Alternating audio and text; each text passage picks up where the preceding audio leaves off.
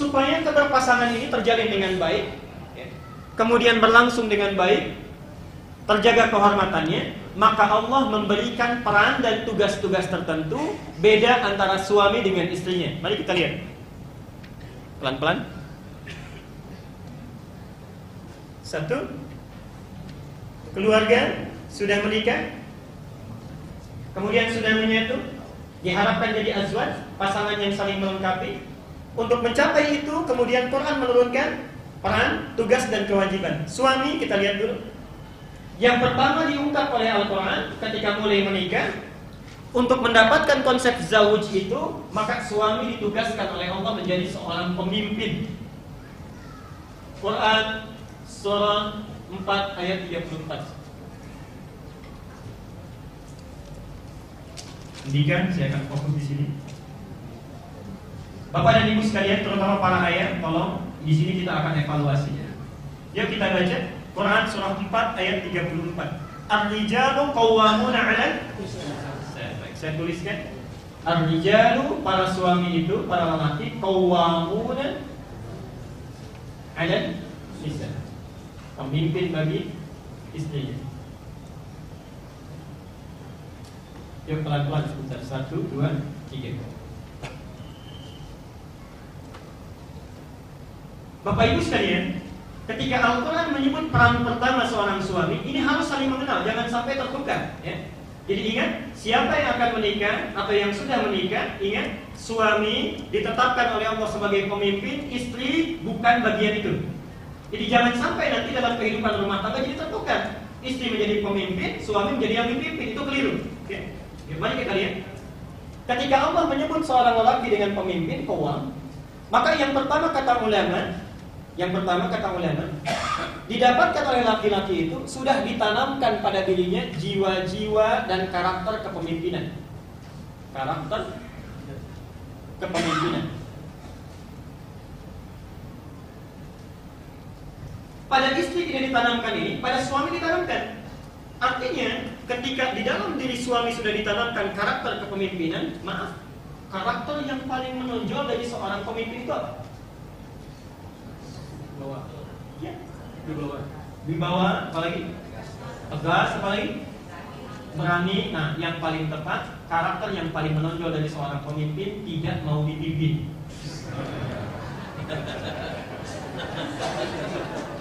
Tidak mau dipimpin. Ini. Karena itu pimpinan jarang menerima saran tapi menerima masukan.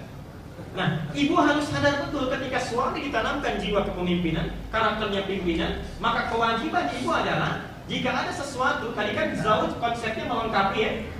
Melengkapi, menambal kekurangan yang ada pada diri suami. Jika ibu mendapati suami ini kurang, ada sesuatu yang kurang dalam dirinya, maka cara menyampaikannya, sampaikanlah pesan itu, kelengkapan itu dengan karakter yang dia miliki sebagai seorang pemimpin. Bisa. Karena sifat pemimpin ini tidak mau dipimpin, kita lihat suami, misalnya suami ibu sholatnya belum sempurna. Ibu misalnya ingin mengajarkan cara ruku yang baik, sudah belajar tentang ruku. Bagaimana cara melengkapi dan menambal kekurangan ini? Pulang ke rumah, karena beliau ini pemimpin, tidak mau dipimpin, maka sampaikan cara menyampaikan kekurangan itu sebagai seorang yang mengusulkan masukan supaya dia bisa melengkapinya. Contoh, An-Nahl ayat 125. Ud'u ila sabili rabbika bil hikmah. Belum mau bahasanya. Ajaklah seseorang ke jalan Tuhanmu itu dengan hikmah. Contoh,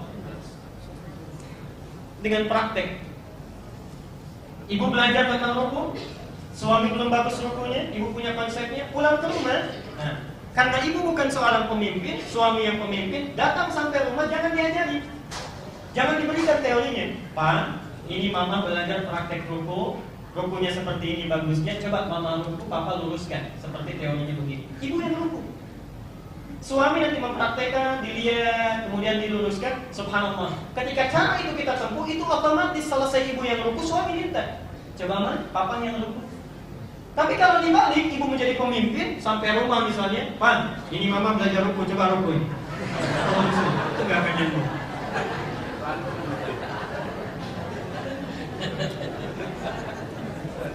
Ini penting saya sampaikan karena 3-4 bulan yang lalu di satu daerah di Bekasi itu ada suami istri, subhanallah, tidak saling sapa semalaman sampai subuh karena permasalahan yang sepele. Suaminya sholat, dalam sholat isya, sujudnya itu lututnya dulu yang turun.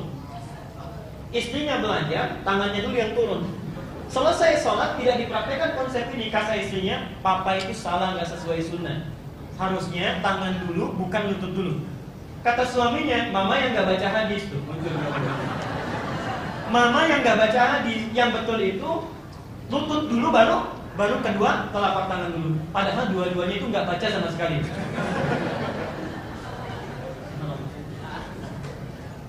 Dua-duanya ada ya di Abu Daud, nomor hadis 838 dan 840. Satu ini, kedua, perhatikan. Karena sudah ditetapkan jiwa karakter kepemimpinan dalam suami, karena itulah Allah memberikan ilmu-ilmu khusus, ilmu kepemimpinan yang dengan ini diharapkan para suami bisa memikul beban kehidupannya, amanah hidupnya sebagai seorang suami, pemimpin, satu dari sisi spiritualnya, yang kedua dalam kehidupan sosialnya. Pelan-pelan.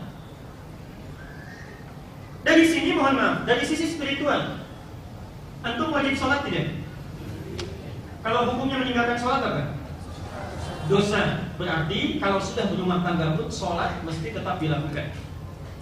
Mohon maaf, ketika antum sudah memutuskan menjadi berumah tangga, menjadi suami dan jadi istri, hadir di fase kehidupan rumah tangga sebagai satu keluarga, artinya kewajiban sholat tetap terbawa. Ketika laki-laki menjadi seorang pemimpin, artinya kepemimpinan ini juga sudah mewakili kepemimpinan spiritualnya. Jelas sampai di sini? Kepemimpinan spiritualnya. Baik, lebih utama mana? Salat berjamaah atau salat sendirian? Berjamaah. Tatkala suami tidak sempat untuk ke masjid, dia berada di rumahnya, maka karena Allah sudah menjadikannya seorang pemimpin, punya kewajiban dia untuk menjadi pemimpin dalam salatnya. Karena itulah diperintahkan para lelaki oleh Nabi SAW untuk belajar tentang agamanya. Sekarang persoalannya, kalau antum sampai menikah, mohon maaf, tidak bisa baca Quran, tidak tahu tentang fikih sholat, tidak tahu cara sholat yang baik, maka bagaimana menjadi imam dalam keluarga? Bagaimana bisa menjadi pemimpin sholat yang baik? Karena itulah ketika antum memutuskan menjadi seorang suami, itu artinya sudah siap menjadi pemimpin spiritual dalam kehidupan rumah tangga. Jadi kalau ada di rumah anak yang gak bisa sholat, istri yang gak bagus sholatnya, hal pertama yang harus dilihat itu bukan istrinya. Jangan disalahkan sekolah anak-anaknya, tapi ditanyakan sampai sejauh mana para ayah itu sudah bisa menjadi imam dalam kehidupannya. Jangan tinggalkan masjid ini bagi para ayah kecuali antum bertekad untuk memperbaiki kualitas sholat dan kuantitas sholat di dalam kehidupan rumah tangga. Itu bagian yang pertama. Demi Allah saya katakan, para lelaki itu satu saat akan ditanya oleh Allah. Antum sudah berniat menjadi seorang suami, bertekad, mengucapkan akad. Kenapa selama hidup berkeluarga tidak pernah menjadi imam? Kenapa tidak mau belajar tentang sholat? Kenapa tidak mau mengaji? Ketika memutuskan menjadi seorang pemimpin, artinya sudah siap kita membawa nilai-nilai spiritual dalam kehidupan kita. Plus yang ini, pemimpin dalam kehidupan sosial. Perhatikan, ayatnya teruskan. Faddalallahu ba'dahum ala ba'din wa bima anfaqu min amwalihim. Saya berhenti di sini. Dan para suami itu sudah dititipkan oleh Allah, diberikan perangkat untuk mencari nafkah yang bisa memenuhi kebutuhan hidup keluarganya. 3 hal ini. Pelan-pelan, saya berhenti dulu, nanti sejenak kita dialog sebentar. Bapak dan Ibu sekalian, tolong fokus di sini. Ketika Allah menyebutkan para lelaki atau suami diberikan kewajiban untuk mencari nafkah, ini mengandung 2 konsekuensi utama. Satu, yang pertama, artinya dalam diri suami itu sudah disiapkan perangkat-perangkat kemudahan untuk mencari nafkah. Jadi bukan pada diri istri ya, perangkat kemudahan untuk mencari nafkah. Jadi kalau suami ini mau bekerja saja, apapun pekerjaannya, itu pasti didapatkan nafkah yang telah dijanjikan. Dan itu jangan ditukar, hati-hati, jangan sekali-kali ditukar. Istri tidak punya kewajiban mencari nafkah. Sekali lagi, tidak punya kewajiban mencari nafkah. Kalau Anda ingin bekerja, berbisnis yang tidak, sekali lagi, yang tidak menggugurkan, merendahkan kewajiban di rumah tangga, ada peluang baik bisa dilakukan, itu tidak dilarang. Walaupun kata Quran itu akan sulit. Tapi sekali lagi, itu bukan mencari nafkah. Jadi kalau ada seorang suami membebani istrinya untuk mencari nafkah, maka berdosa dia. Salah dia. Saya selalu mengatakan sebetulnya di Libya saya berikan fatwa, itu tidak boleh sampai terjadi seorang suami mengirim istrinya ke jauh, ke negara yang berbeda untuk mencari nafkah dan bekerja. Itu dosa besar. Suaminya cuma tidur saja, cuma lontang-lantung saja di daerahnya, istrinya sibuk mencari kehidupan, nafkah di negeri orang, dan disitulah kemudian kalau menyalahi fitrah, maka keburukan akan besar kemungkinan terjadi. Satu. Yang kedua, nah ini Pak, tolong antum fokus di sini, dia rumusnya dan rahasianya. Kenapa dalam diri lelaki diberikan kewajiban untuk mencari nafkah? Selain sudah diberikan perangkatnya, kalau laki-laki yang mencari, itu otomatis rezeki istrinya, anaknya, anggota keluarganya itu langsung diberikan kepada suami yang dalam pekerjaannya itu dia bekerja mencari nafkah. Tapi kalau istri yang cari, itu yang didapatkan bukan rezeki suaminya, bukan rezeki anaknya, cuma rezeki dia saja. Saya ulangi ya, perhatikan sini.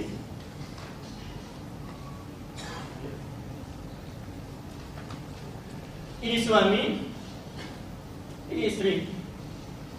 Kalau suami mencari nafkah, konsep Qurannya, begitu dia bekerja, maka rizki yang diturunkan oleh Allah ini sudah mencakup rizki istrinya, rizki anak-anaknya, dan rizki seluruh anggota keluarga yang dia pimpin itu.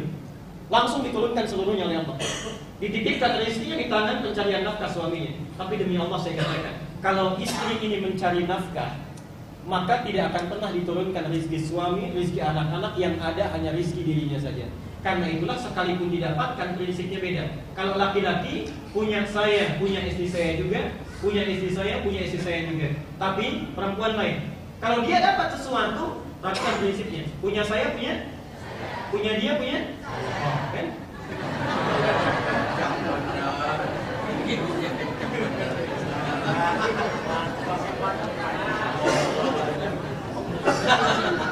Jadi karena memang rezekinya untuk sendiri, kesan di dalam dirinya juga untuk sulit berbagi. Ini kan hasil kerja mama Pak. Nah, udah muncul. Kalau suami tidak, karena sudah dibebankan jiwa nafkah dalam dirinya, pasti dibagi. Ada tuntutan yang kalau tidak berikan, sekecil apapun pasti ada rasa penyesalan dalam dirinya. Nah, Bapak Ibu sekalian, jadi ini konsep yang pertama. Baru suami dulu, kita akan berhenti dulu di sini. Jadi suami itu adalah seorang pemimpin. Jangan ditukar. Ada kisah di satu tempat ini, mohon maaf, saya katakan tidak ada dalam Islam suami takut istri. Tidak ada. Tidak ada. Tidak boleh saling menakuti. Enggak, suami takut istri atau istri takut pada suami. Satu kali Pak RT mengumpulkan warganya yang laki-laki, dikatakan katanya ini semua pada takut pada istrinya. Ini Pak, dikumpulkan beberapa orang. Kata Pak RT, yang takut pada istrinya pindah ke sebelah kanan. Itu semua pada pindah kecuali seorang. Diam saja dikit. Dipuji oleh RT-nya, RT-nya juga takut pada istrinya. Anda bisa ya berani, katanya hebat di kampung ini. Bukan Pak, katanya istri saya yang nyuruh saya di sini, nggak boleh.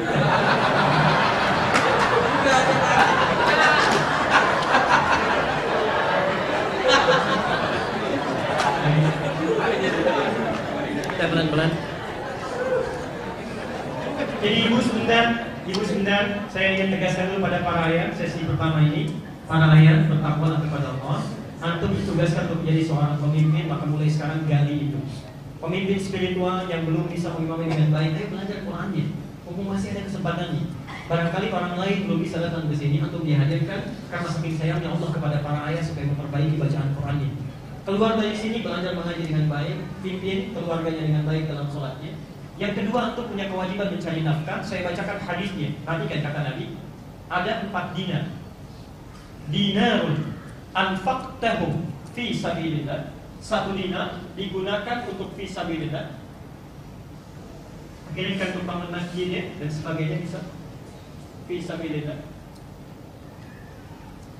Dinarun, 1 dinar lainnya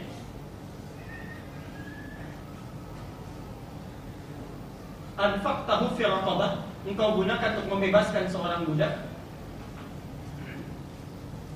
Kalau sekarang barangkali mensejahterakan orang lain, ya. Yang ketiga, dinarun. Subhanallah. Tasaddaqtahu lil masakin. Engkau gunakan 1 dinar ini untuk memberikan kesejahteraan bagi orang miskin. Sedekah maksudnya. Yang terakhir, dinarun, 1 dinar yang engkau berikan untuk keluargamu, anfaqtahu li ahlika, diberikan untuk istri dan keluargamu. Perhatikan sini. Kata Nabi, a'dhamuha ajran, yang paling besar pahalanya adalah dinarun anfaqtahu li ahlika, 1 dinar yang engkau berikan kepada istri para anak. Jadi kalau antum misalnya nyumbang ke masjid, itu 1 dinar itu kurang lebih 2,5 juta, 2,5 juta misalnya. Nyumbang untuk masjid. Pahala membangun masjid itu dibangunkan apa? Surga, ya, surga, rumah di surga. Ya. Man bana masjidan fil ardi banallahu lahu baitan fil jannah. Orang yang bangun rumah Allah di bumi akan dibangunkan rumah baginya di surga. Perhatikan, ternyata kalau 1 dinar 2,5 juta ini diinfakkan kepada istrinya, diberikan nafkah, itu nilainya lebih tinggi dibandingkan menyumbang ke masjid 2,5 juta. Artinya kalau ke masjid saja memberi, itu sudah dapat rumah di surga, apalagi memberikan kepada istrinya.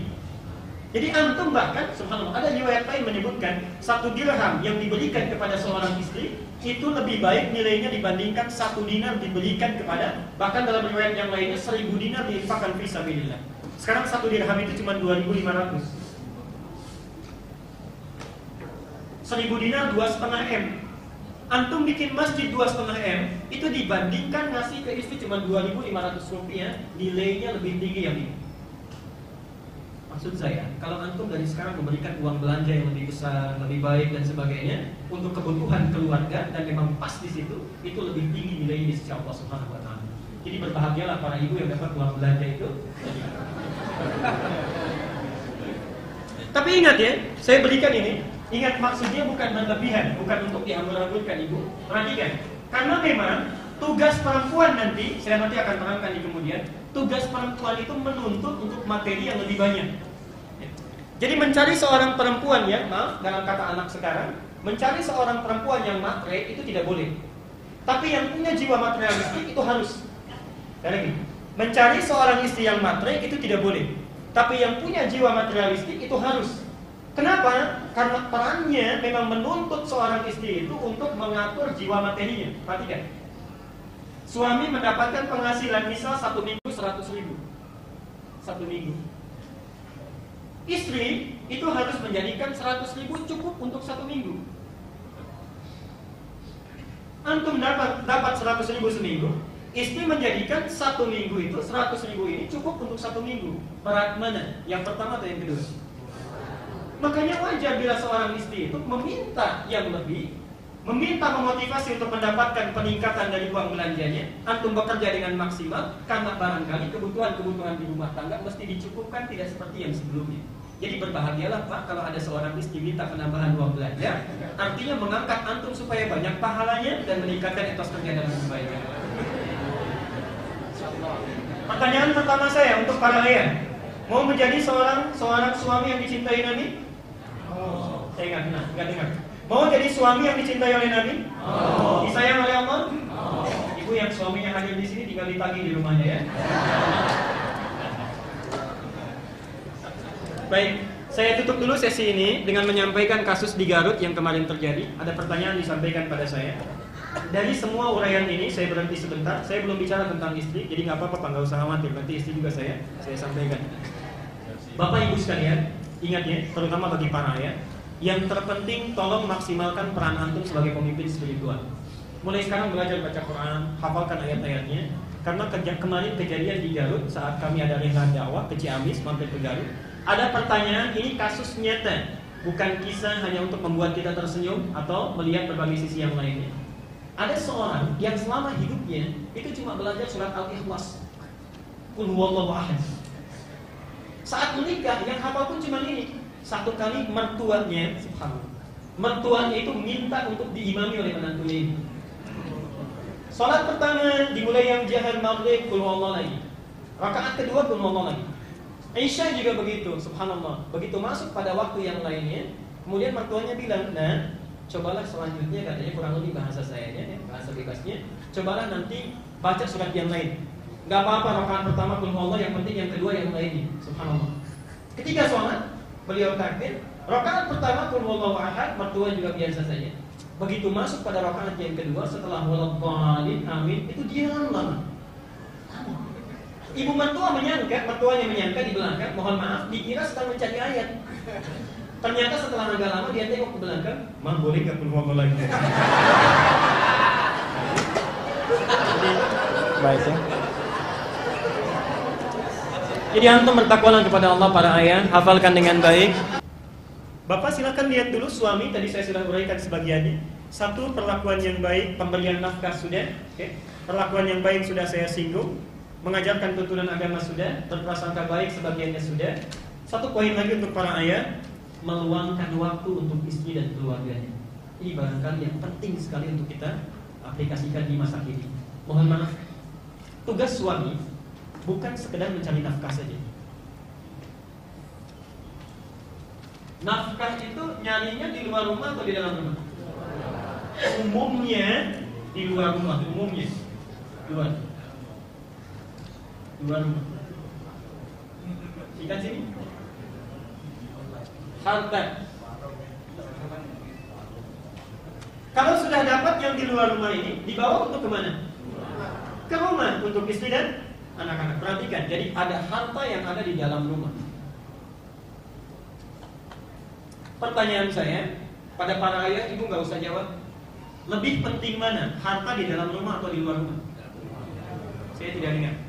Lebih penting mana, harta di dalam rumah atau di luar rumah? Kalau antum sudah tahu, paham, sadar, harta di dalam rumah itu lebih berharga, maka subhanallah, kenapa kita tidak pernah punya waktu untuk ke rumah? Anak-anak tidak sempat dilihat, berangkat kerja dalam keadaan gelap, pulang anak sudah tidur. Bagaimana mereka bisa mendapatkan perhatian ayahnya? Bukankah kita mencari sesuatu itu untuk ke dalam rumah?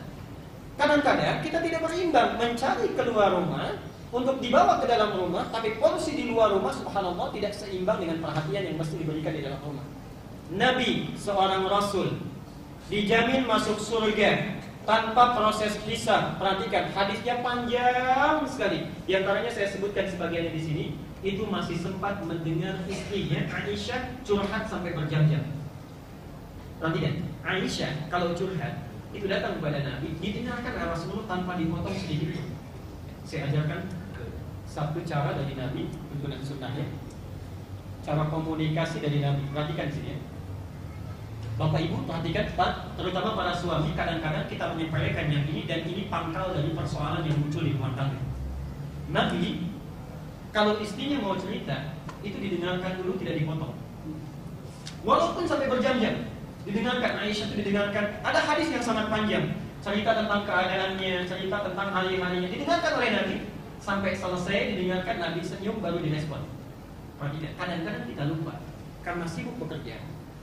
Istri seharian itu punya persoalan, baru menyampaikan sesuatu pada kita. Pak, tadi anak kita sudah masa segitu aja tadi.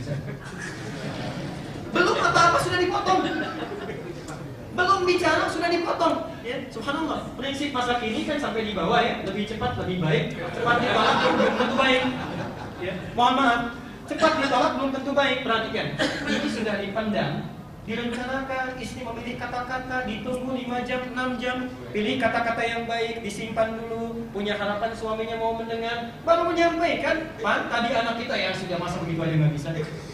Belum selesai itu. Apa yang lahir? Akhirnya satu, kekecewaan mulai muncul, perasaan mulai terpendam di situ. Sedikit-sedikit akhirnya melambat kepada yang lainnya. Ya? Senyum tidak muncul, masakan jadi telat, dan sebagainya. Jadi konflik pertamanya. Ini Rasul dijamin masuk surga, bebas dari hisab, masih mau mendengarkan istrinya itu bercerita, didengarkan tanpa pernah dipotong. Kita bukan Nabi, bukan Rasul, hisab belum jelas, surganya belum menentu. Karena itulah bertakwalah kepada Allah. Pulang dari sini setidaknya istri cerita, dengarkan dulu. Oke?